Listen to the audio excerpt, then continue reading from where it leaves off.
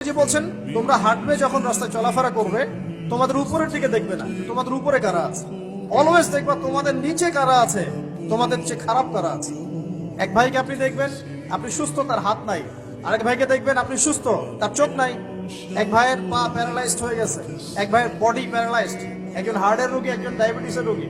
আপনি সুস্থ আছেন, অথচ ওই ব্যক্তির অনেক টাকা পয়সা আছে, আপনার নাই। এখানে কে ধনী বলেন দেখি, আপনি না সে? আপনার সুস্থতা আছে।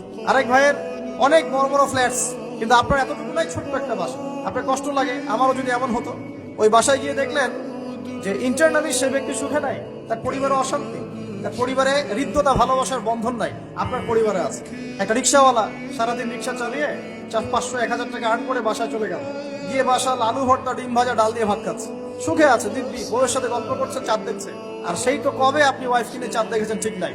আপনি টাকা অর্জন করার নেশায় বছরের পর বছর স্ত্রী থেকে দূরে আছে, দেখারই সৌভাগ্য হয়। আসলে সুখ কাকে বলে, সুখটা কি জিনিস, ঢাকাবাসীকে সুখ বোঝানো দরকার।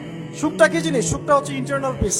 যখন আপনি বা আমি নিজেকেও বলছি, যখন আমরা আল্লাহকে পাবো, আল্লাহ পাকের ইবাদতের মধ্য দিয়ে, রাসূলের সুন্নতের মধ্য দিয়ে অল্পে তুষ্ট থাকতে পারবো, যা আছে এতে শুকরিয়া আদায় করবো, আপনার চেয়ে সুখী মানুষ দুনিয়াতে কেউ নাই দুনিয়া। কিন্তু বস্তুবাদিতা আপনাকে এই আকীদা ও আদর্শ থেকে সম্পূর্ণ ডিমোটিভেট করে দেবে। আপনাকে খালি চাই চাই আরো চাই। ওই যে দু হাতে চাপাও হাত পেতে নাও, বাকির খাতা শূন্য থাকার। আমাদের দর্শন দু হাতে চাপাও হাত পেতে নাও না, বরং দুনিয়াতে যতটুকু পাও এতটুকুতে সন্তুষ্ট থাকো, বাকির খাতা শূন্য থাক না, বাকির খাতা পূর্ণ হোক।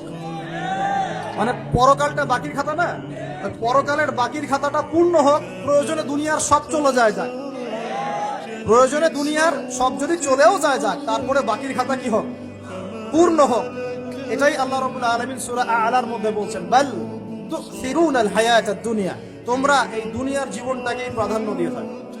ওয়াল আখিরাতু খায়রুন ওয়া আবকা, কিন্তু আখিরাত হচ্ছে সবচেয়ে উত্তম এবং চিরস্থায়ী। তো প্রিয় ভাই এবং বোনেরা যারা আলোচনা শুনছেন, আজকে আমাদের প্রথম সবক হওয়া উচিত দুনিয়ার নেশায় আমরা না পড়ি। আল্লাহ পাক আমাদেরকে